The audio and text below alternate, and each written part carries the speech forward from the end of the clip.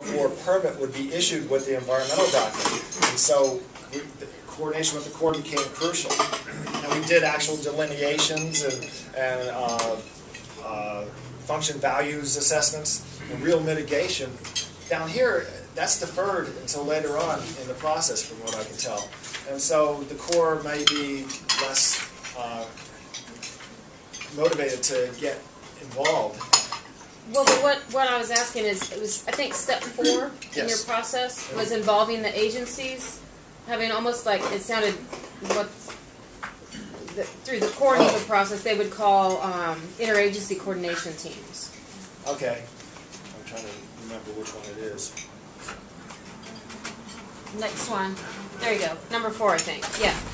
The risk, managing the risk. Oh, okay. Kind of, it's not, I completely agree with the statement up there. It's not a one-size-fits-all. Right. You've got to find out what the risks are. And you need the input from the agencies to do that. Yes. And what we found with the Corps is that the agencies having those, trying to be preemptive and having those meetings, it actually ended up slowing things down. Really? Because the agencies just would ask for the moon and the stars. It was like they saw it as an opportunity to get research done that they didn't have funding to do, and so it actually slowed. And I'm just wondering if y'all had considered that. If that's the case, I'd be reluctant to get the agencies involved. That's the route the Corps is going. Is they're stopping that because there are experts internal to the I guess the sponsor of the project, or their consultants that have the background that could alert folks to the risk.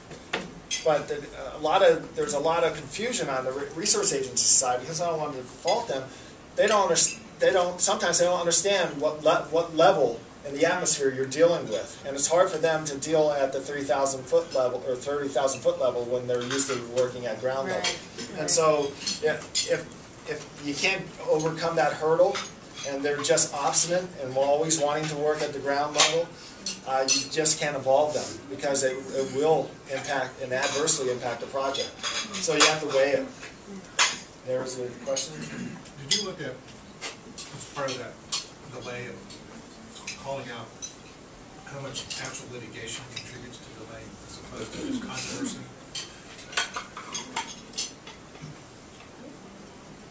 Let's see what was on there. Litigation, lawsuits, 3%. There it is. I was involved in a big lawsuit up in Pennsylvania. It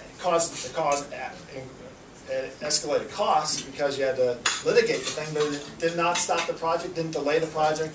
Many lawsuits don't delay anything unless there's an injunction. And if there's an injunction, that means, there might have been a serious violation of the process.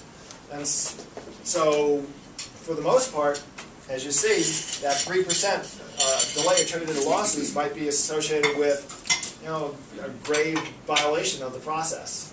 So it's not a big issue, apparently. Yeah. Hi, you talk about carrying planning results into the NEPA process to expedite project delivery. Yes. If you do that, how does that affect, what do you need to show in your TSDF and AR to document the planning results so that they do become part of the NEPA document? The second handout I have in that packet with the paperclip gets into detail that you must have, number one, a report, a defensible report that explains how the need and purpose was developed, how you came to the solutions and screened those solutions, and identify the proposed action or a reasonable alternative to be advanced into the NEPA process. That must be properly documented, included with an appropriate support file, technical file, as well as public input into those decisions of what the need and purpose are and what the alternatives to be carried forward are. So you need good documentation, good support file, and public involvement and input. So I had a question about your making NEPA more efficient. You have as number 4, don't avoid but manage risk. Yes. And, you know, back when I started this in the early 90s, we did that when we did NEPA documents, especially in transportation. But I think because of lawsuits and attorneys, and no offense to any attorneys in here, we got to a point where we weren't managing risk anymore, and we were trying to do bulletproof documents. So my question is, this is probably coming out of Lamar's group in Washington. No, guess what? No, no, Where no. are the attorneys on that? Oh, excellent question. Guess what?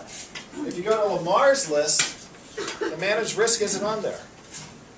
What came out of Washington was from, do you know Sherry Schafline? She was in Lamar's former division, the HEP, whatever it is, but she mentioned the risk. Lamar's list does not include the risk. And she was emphasizing the fact that you cannot bulletize or bulletproof everything. You have to assess risk, and then bulletize appropriately based on that risk. So that Lamar didn't say anything. You know, there's a lot of things that are work in progress and don't need to be included in the file, and those internal discussions about assessing what the potential issues are on a project and what you need to consider and weigh in developing your proper response to those issues could be adequate.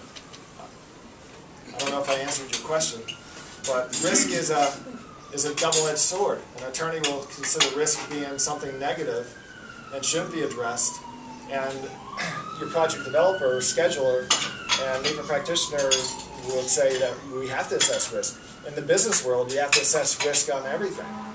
So. Has anybody kind of laid out a schedule, you know, $100 million contract, this, we can do it in 2 years, and this is kind of a step through how we think we can do it. We want to get from the 4 years down to 2, you know, really a real schedule to the components. Absolutely not. No one has ever laid out 50%. Because yeah, it was just 50%. Yeah, I'm telling you, it was a great label, and it sparked the longest series of comments on NEPA ever.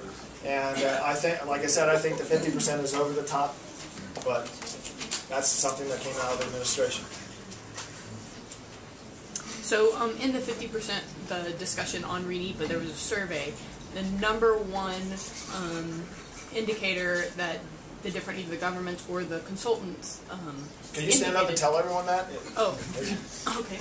It's very important. So on the discussion on NEPA, there was a survey that government officials as well as private consultants took. The number one indicated responsible, I guess, issue currently for 2010 was either changes in project scope or unclear project scope. Over 50% of respondents to the survey said either that one issue stopped projects or it resulted in major delay or frustration. So my question is, was changes in project scope, was there anything discussed in Washington about addressing project scope? Yes, well, it's on the survey. Change in project scope in the 2002 survey jumped up to 12%, so it is an issue. Nothing was mentioned. It was not in the 10 items that was addressed. Okay. So it is an issue. Okay. And it might become more of an issue with those results of that survey. And I think, is your organization going to talk about the survey results at some point in the future? Because it is fascinating to see what those survey results are. It's sort of like the next step in what I was trying to accomplish here. But Sounds like a good program. any other questions?